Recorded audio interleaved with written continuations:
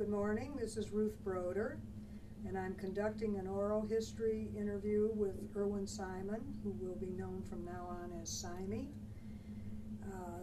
This interview is taking place at the Jewish Federation of Metropolitan Detroit building. It's November 12th, 2003. Simey, do we have permission to use your words and thoughts in the future for educational and historical research and documentation? For whatever it's worth. Thank you. I think that was a yes. Yes. Okay. All right. Let's start at the beginning because are you a native Detroiter? No, I was born and grew up in Lansing. In fact, I didn't come to Detroit until 1937. All right. Tell me a little bit about your early life, the schools you went to, your family life. Just a little bit. I was born in 1913. I understand I was delivered at home, not in a hospital, with no problem. We lived, my first home was on Madison Street in Lansing, but about, must have been 1918, we moved 2 blocks away, where my family lived until, the 1940s, or must have been. My father was born in Canada in 1883, I believe. My mother was born in Bay City in 1889. They met in Detroit at a mutual relative's wedding, and I am told they had 3 dates after that and got married in 1912. And they were married in September 1912, and I was born in June 1913. So they gave me a good head start, and I've been running ever since.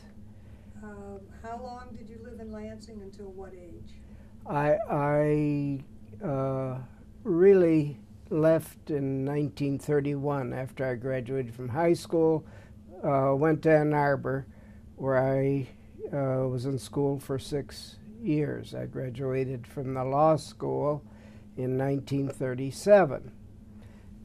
And although many people here think we're currently having a depression, they don't know what it was. 1937, things had already gone back down.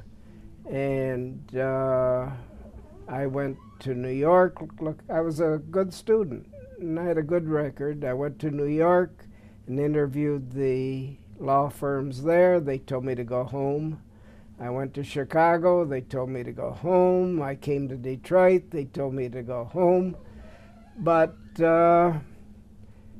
I talked to Joe Jack here, who was a good friend of mine and who you know. Yes. And he was Henry Butzel's clerk. He says, why don't you come and talk to Henry Butzel about being his clerk? He had a new one every year. And I said, I don't want to do research, I want to practice law, but it's good to eat. So I came and interviewed him, and he hired me as his research clerk, which I was for a year. It was the luckiest thing that ever happened to me. I would have been very unhappy in New York. I know what I know now about the practice there. And Henry Butzel was a charming, capable, fascinating man. I got to know him very well. And I got to know Fred, who is one of the senior persons of this community also. And that was your introduction into the Butzel family and to your first wife. And to my first wife. The judge took me home for dinner one night, as I later understood he did over the objections of the family, like his other clerks. And I sat next to his daughter at dinner. And after dinner was over, instead of going and sitting with the judge while he smoked a cigar and talking to him, I asked Ellie if she wanted to go to a movie. She said she did.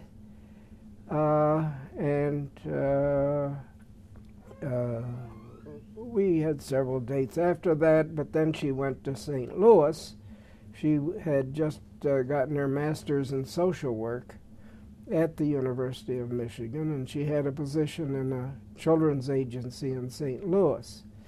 But she came home 2 years later, and we were married. And that's the beginning. Mm-hmm. All right. Was your family, let me go back to your family for 1 minute before we bring it forward to Detroit. Was your family active in the community in any way? There wasn't a large Jewish community in Lansing, but there was one. There was a Jewish community, and my mother was an extremely gregarious person and knew everyone, but our closest social friends were not Jewish, and we belonged to the country club. I went to Sunday school in Lansing. Reuben Kahn was the Syriologist who developed the Kahn test, which was the beginning test for syphilis. He was a professor at then Michigan Agricultural College in East Lansing, and his wife taught. There were 4 or 5 of us for Sunday school. In fact, I was confirmed at Temple Bethel in 1926. In Lansing? No. Oh, here? In Detroit. Really? In fact, there were 5 of us that came from Lansing to Detroit. We were all confirmed at Temple Bethel. That's interesting. Okay. In fact, our picture is on the wall along with all the other confirmation classes. But you didn't meet any of the Butzels at that time? No. Because they were members, I assume. Well, I think the judge was president of Temple Bethel. Henry was president of Temple Bethel. It was before that. Okay, let's come back to Detroit then. Went from being the clerk to justice. When did you become a lawyer in private practice, and where? What firm? I was a judge's clerk for 1 year. Salary, by the way, of $125 a month. It's a lot of money in those days. It was enough for me to live, although I first lived with Joe Jack here and Jacob Weissman, whose parents had a home on Chicago Boulevard. His parents had moved to California, but they hadn't sold the house, so the 3 of us had bachelor's quarters until after Christmas 37, when Jacob Weissman was married, and so Joe and I moved out, and we got an apartment on Gladstone, I think it was.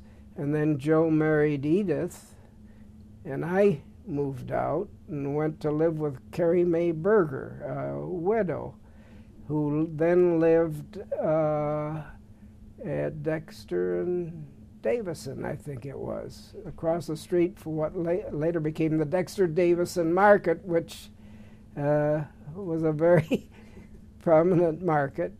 Right. So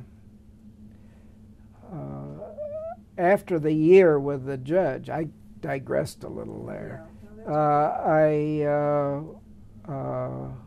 became an associate in his former firm where Fred was still a partner. and But that it was Butzel, Levin, and Winston. All of the others are gone. Mm-hmm. To go back, well, no, it wasn't back. I used to have lunch, usually Saturday noon, at Fred's. Fred lived on Rowena, which is now Mac. The house is long gone. Fred had 2 pianos. He was very much involved in music. The one an upright and one a baby grand. The pianist sat back to back, and I understand that he had quite an unusual collection of sheet music, including music, not only duets, but also music for 4 people, 2 duets on each piano. Did you play? No, I had piano lessons like everyone did when I was a kid, and my teacher must have suffered horribly because I had absolutely no capability. Did Fred play? Fred played. In fact, Fred played at Ellie and my wedding, while Ellie's dog barked to an accompaniment. Married at home? At home in front of the fireplace at 101 Edison. 101 Edison, okay. And Fred was a bachelor? Fred was a bachelor. In fact, there were 4 Butzel men. Henry was the oldest. Fred was, I don't remember quite the order. There was Maury, who died in 1937, before I knew the family, and Laurie, who lived in New York. Laurie, at that point, wasn't involved in business anymore. Laurie played bridge in the winter, and he fished in Maine in the summer. Sounds good to me. Yeah. All right. What, this is almost a redundant question. What motivated you to become involved in the community? Because it almost seems obvious, but you... No, it isn't at all. It isn't at all. Although Fred and Henry were very much involved in the conversation at Saturday noon. I usually had lunch there Saturday noons. And the conversation, of course, was all about the community and the community people and all that. Fred was tremendously involved. Henry, being on the court, had pretty much stopped his other community involvements. And they never pushed me to get involved, and I wasn't. So what moved you then? Well, what happened was Fred died in 1948.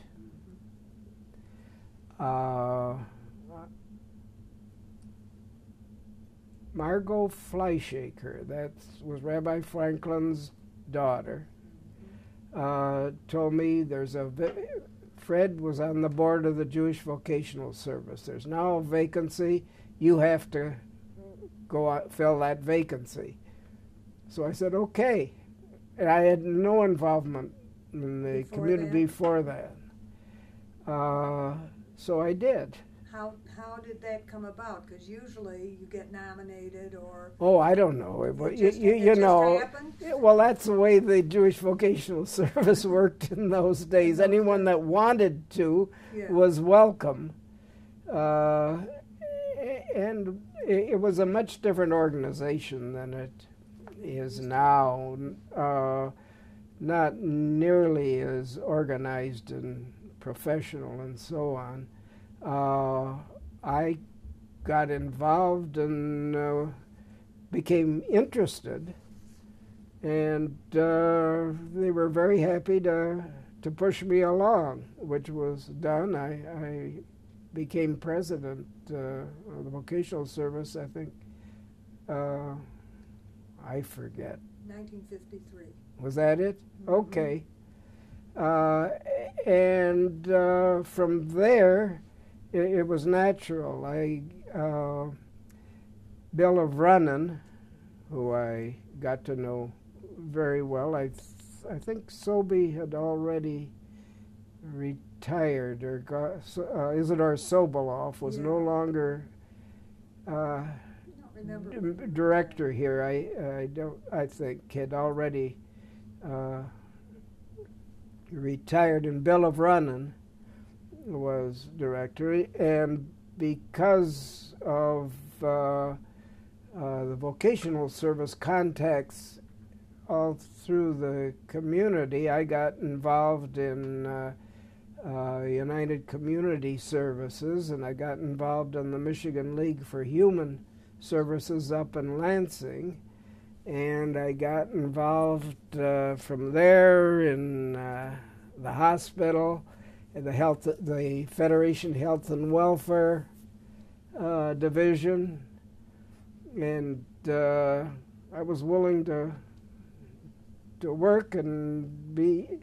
I enjoyed the, I guess, the intellectual involvement more than any sense of Jewish involvement. It was. I didn't care whether it was Jewish or not. So I became president of the United Community Services. I became president of the Michigan League for Human Services.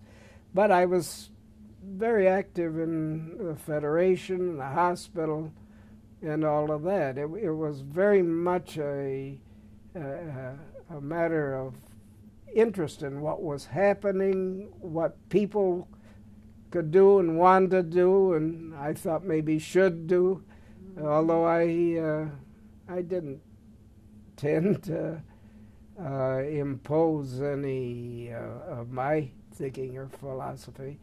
I had a very liberal community orientation, which I suppose had developed while I was at the University of Michigan. I have since gone very much in a different direction. Oh, I hope not. Oh, yes, indeed. It's interesting because we always thought of you, and Brewster and I used to talk about you, that you went on two tracks. Absolutely. You were in the general community and you were in the Jewish community. Yes. And equally effective in both. Well, and both were important. Yeah, and both were important to me. Who were the communal leaders at the time, both in Federation and in the general community? Oh my, now you've hit my 30-some year of hiatus. Oh, okay. And let's see. Well, Brewster, your husband, was involved, or was that later, maybe? Well, he was involved in the center early on because of his father. Really, my memory for names is very poor. Okay. Did you have, when you were younger and just starting out in both the community and the Jewish community, did you have mentors? Was that a system that was there then? Or? No, I didn't, other than just association with Fred and Henry. By osmosis, I acquired a lot of information and their attitudes and their interests, and it was a fascinating. But I was very busy in the law firm as a young associate and also at home. Oh, and I was in the Army for 4.5 years. When was that?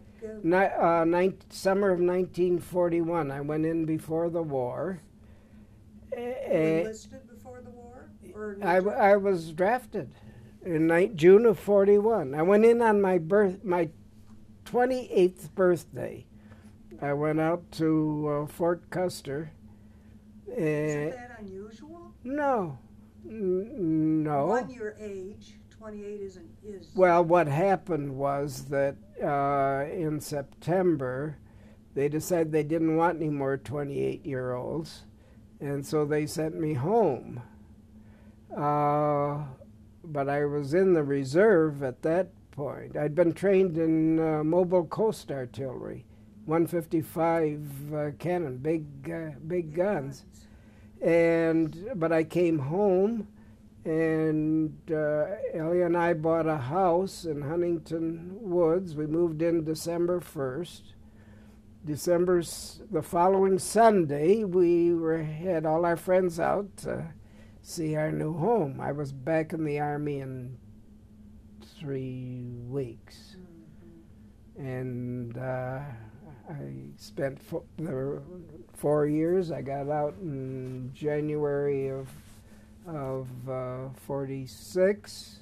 After the war ended. Yeah, I'd been in. I was in the Philippines, and we were getting ready for the invasion of Japan. So when the bomb was dropped, which I still think was the most wonderful thing that ever happened, we were all ready to go, and we just got on the boats and went to Japan. But I was stationed in Kyoto, which was the one large city that hadn't been bombed, and I was with the military police detachment in Kyoto until late December. So you didn't have any children before that? Oh yes, I did. They were my daughter. No, while I was in the Army. The first. Yeah, my daughter Judy was born 4th of July, 1945. She was 6 months old when I came home and saw her. Ellie's mother could have killed me. That's interesting. That's interesting. Because you don't hear much from our veterans. They don't talk about it a lot from that war.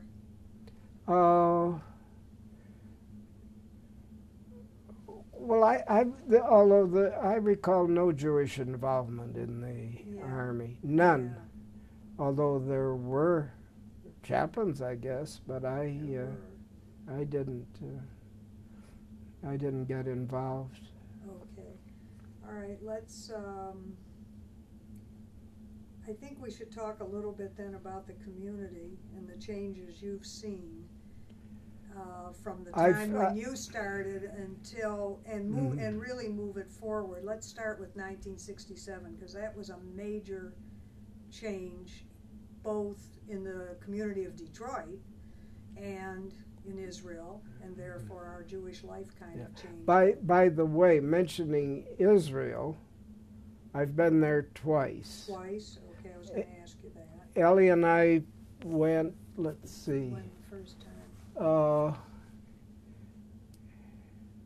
It must have been, I don't remember the date. I have it, but I don't remember. It must have been in the 60s. Early. Before the 6-Day War? Oh yeah.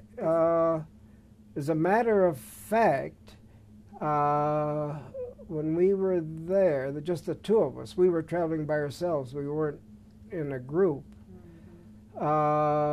In Jerusalem, I climbed up on top of the wall at King David Gate, and walked all the way on top of the wall around the old city, which I have never talked to anyone else who had ever been up there and done that. The wall was not a narrow wall. It must have been about 10, 12 feet wide.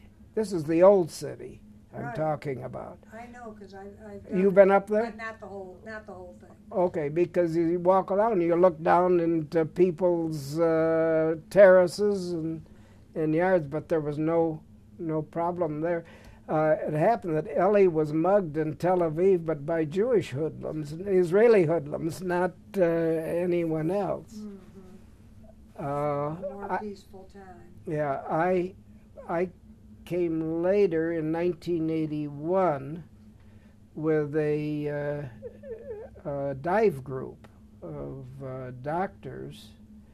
We spent a week touring Israel and then went down to Sharm el-Sheikh where we had a week of diving, which was terrific, some of the best diving I'd ever had.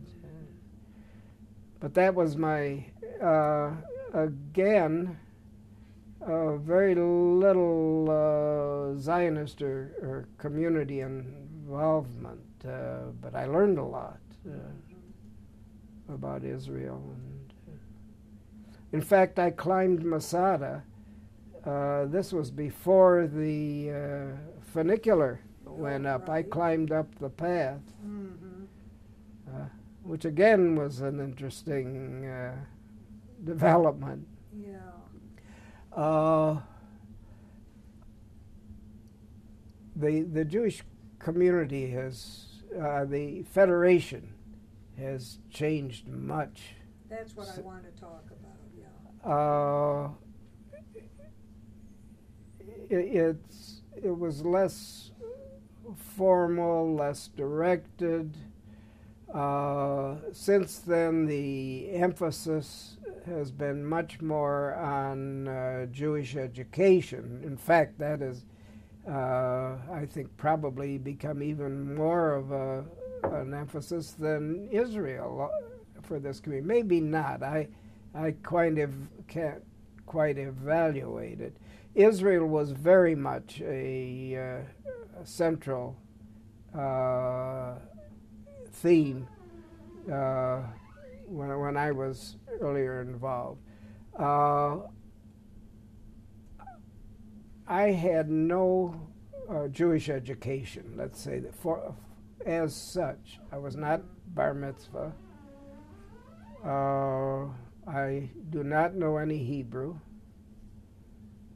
Yiddish is only what everyone else knows. I had English was the language in our home. My grandparents always spoke to me in English. So I had no involvement in Jewish education, which has since become a central policy, and I think very importantly so, because people need to learn what I didn't by actually learning the language and that. I've read a lot, and I know a lot about the history of Palestine, Jerusalem, Israel, and so on a more of an intellectual basis than a personal involvement. By the way, I've done a lot of things that I don't do anymore. I flew a plane around Detroit. I was a scuba diver, but I don't do those things anymore. 90 has certain limitations. Yeah, but not a lot. You're not totally retired? Are you still of Well, counsel? I don't practice law. I don't practice. Are you doing anything? Are you of counsel at all? Oh, just nominally, because my practice was a business practice, and I forget things. and I wouldn't dare be involved in some of the transactions that I was. And I find it also a limitation in community involvement. I don't remember people's names. It's but I am having a very good time, very active, and good. Let's delve more into the community, the community things, because you were very, very active. I was. And as I said before, in both communities, how do you think things changed then after 1967? Was your office downtown in 1967? Oh yes, but I mean, there were major changes in the community and where. Yeah. As a matter of fact, though, in '67, the time of the riots, I was sailing on the Mackinac race. We had a boat, from 1950s, sailboat. Just sold it a few years ago. But what people don't remember was that there were also riots in 1943, but it was the other way around. It was the whites rioting against the blacks in Detroit. That started on Belle Isle? Is that the... Well, I remember downtown seeing people, there were still trolley cars then, of stopping the streetcars and hauling people off and beating them. But they didn't burn down the city, as happened in '67.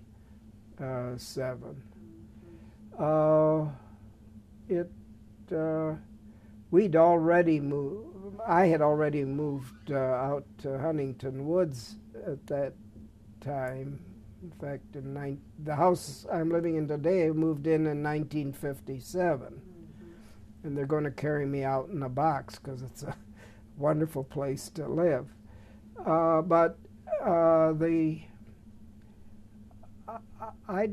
I guess '67 was a sort of a watershed, although the Federation headquarters was in the Butzel building at 163 Madison. I think the move out here was a very good idea. Although now things are moving back downtown to some extent. And there's still, in fact, I'm going to the opera downtown tonight.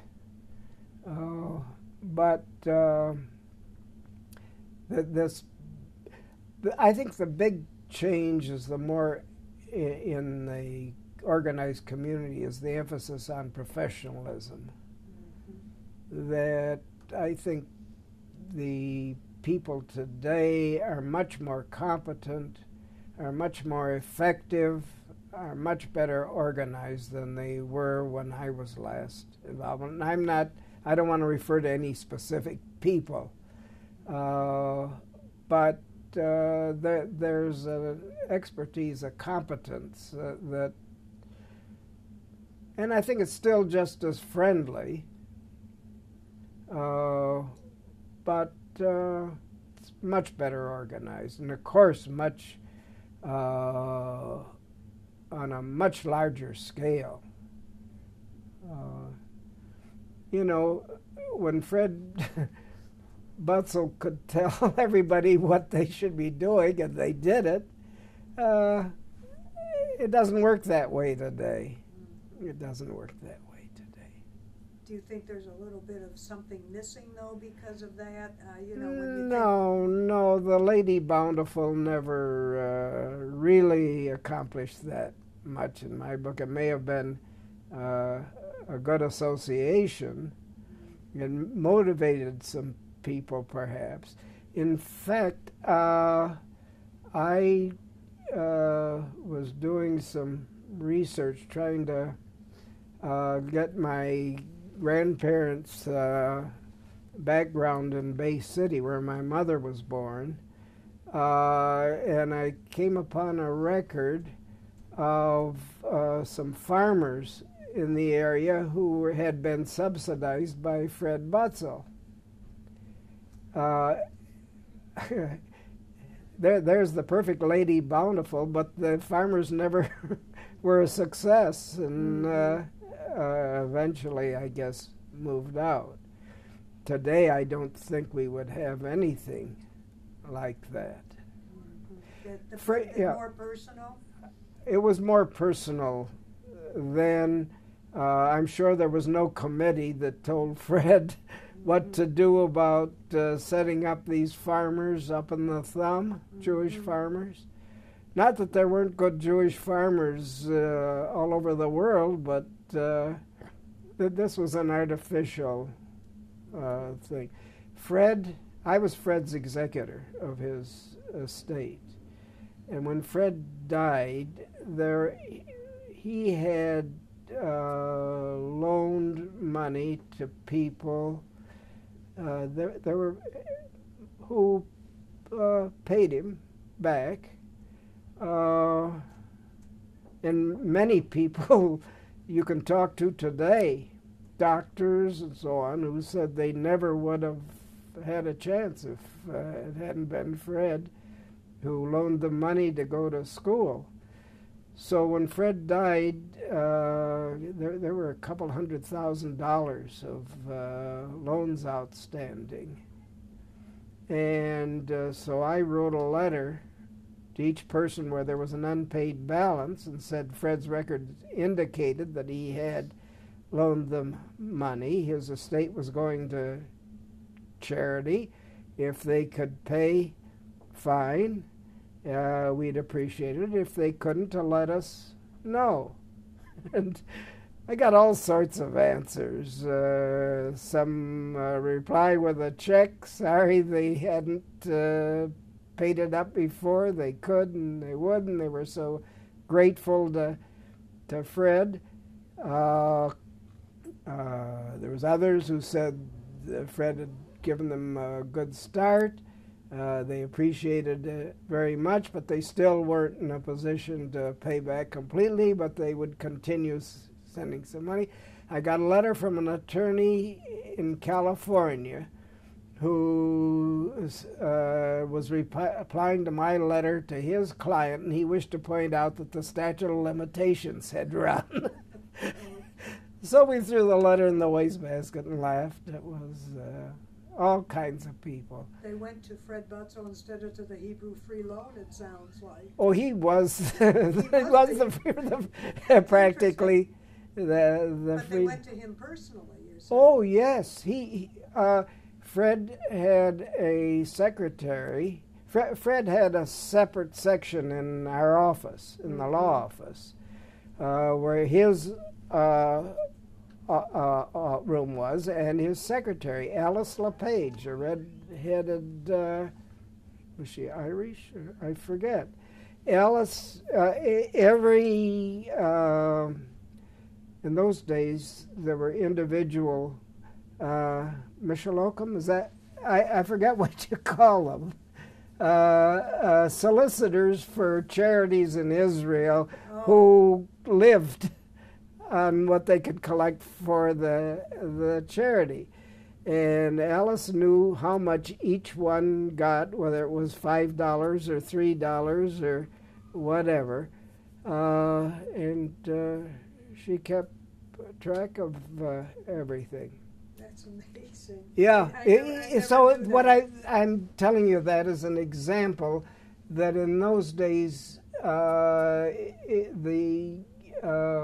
things were still on a fairly personal basis and individual, but it was changing very much then. Dick Hughley, United Community Services, was a very professional, and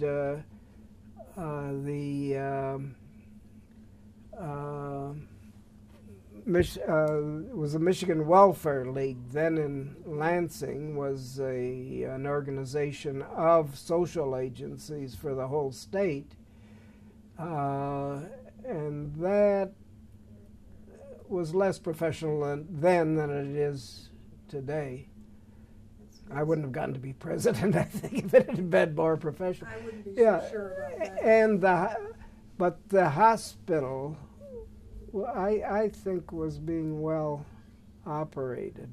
What do you think about that? The fact of that the way it's gone? Sinai started and now what has happened?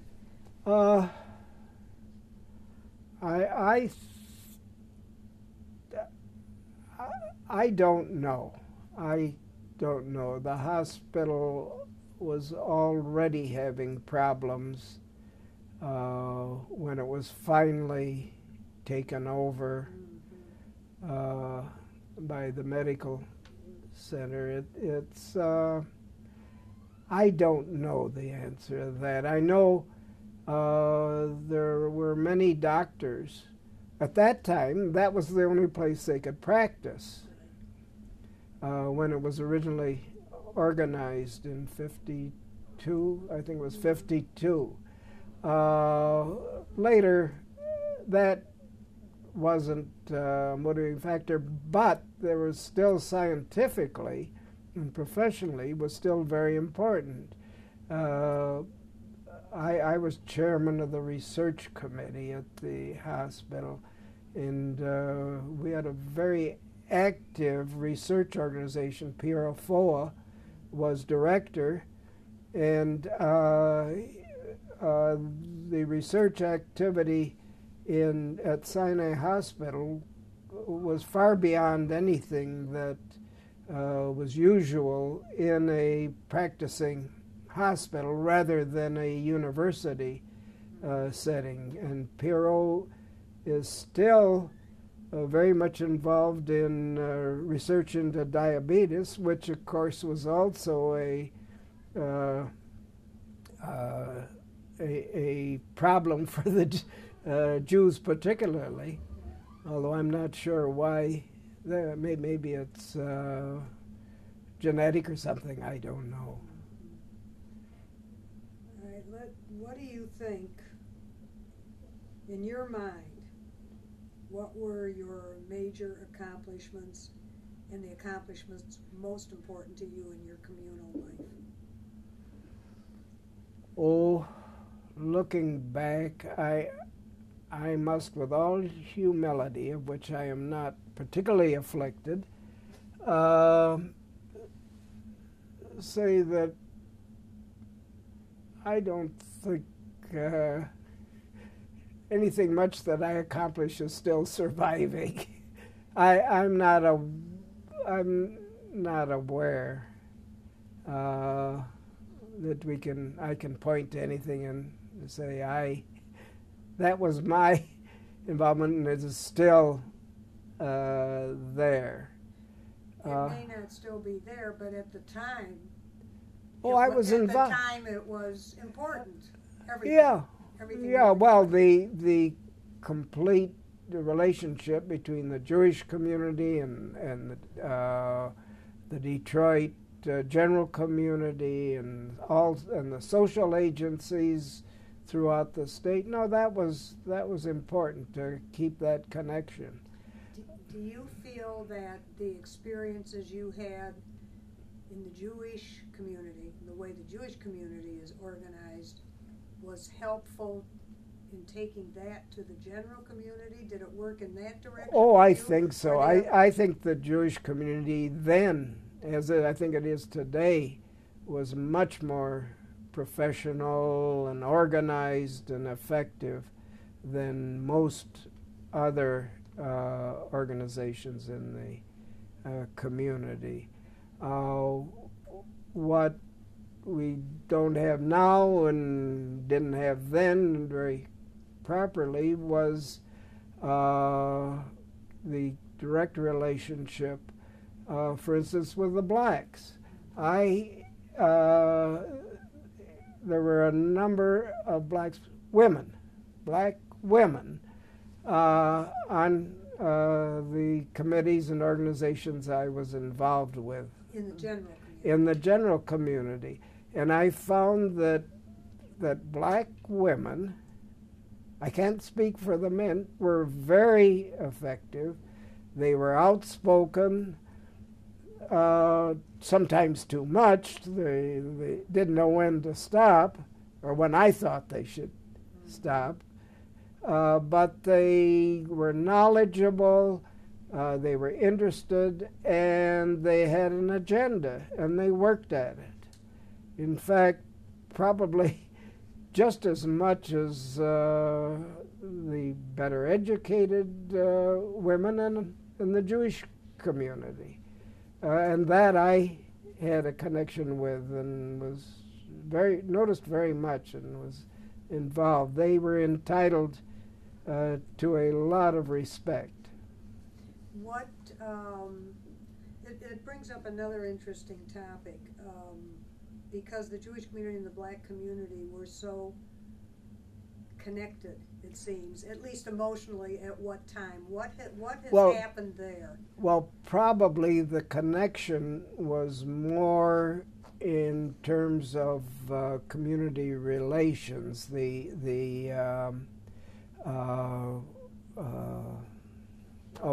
Jewish Community Council?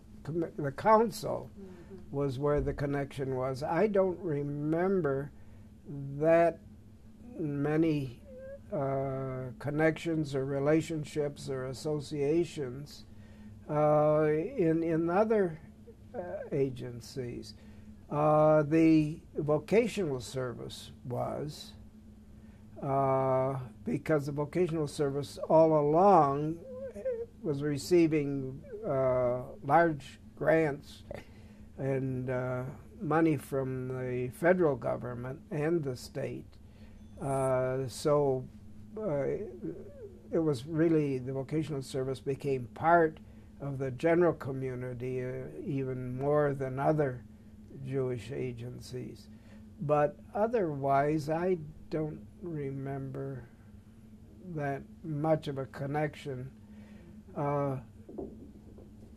If you wanted any political involvement in Detroit, of course you had to be associated and you had to know people.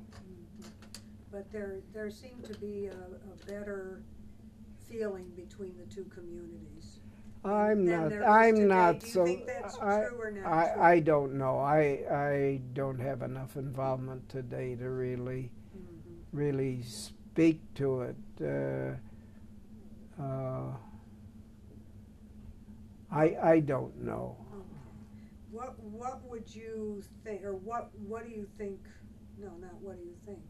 When did your involvement in the community, especially the Jewish community, what was your last involvement, would you say? Oh, I think I started to become superfluous. I think I'd say around about 30 years ago, around 1970. I haven't had that much active involvement in the last 30 years. I attend some meetings and occasionally speak up, but... You're not on any committees at the present time? I just I attend the board meetings as emeritus, but I'm really not making any contribution. In 1972, I think, yes, you won the Butzel Award. Yes, in fact, Max was the one who nominated me. And did Max present it to you? I think so. Yes, I think he did. That must have had special meaning for you for several reasons. Oh yes, but I knew Max's father.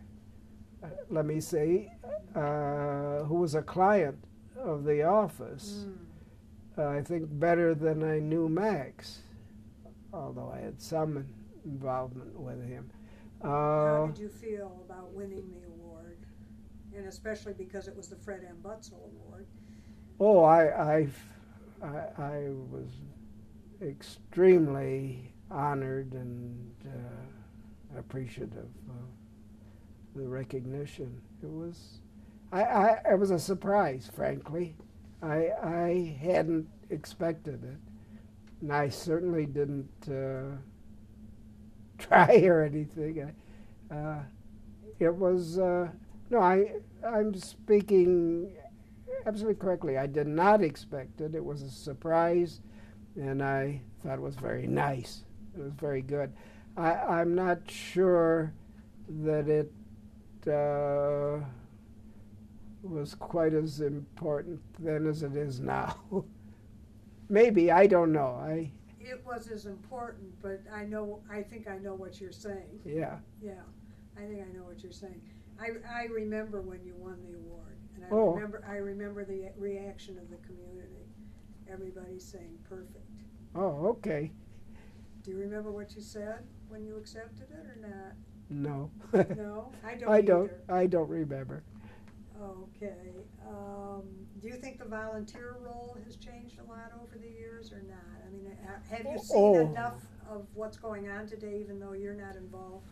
Oh, yes. There are many more people involved on a much greater scale than they were 30, 40, 50 years ago. Mm-hmm. It's again, it's a matter of organization and professionalism to get people involved and organized and recognized. It's done more effectively and I think better today than it was in the old days. It was more, well, look how I got involved. The rabbi's daughter told me I should do it. Mm-hmm. Now, what's that? I had no prior training or anything. Today, people are involved. They're trained. The volunteers. It's a different day, and I think better. How do you feel that Federation was perceived in the general community when you were active, and then do you have a sense of how it's perceived today?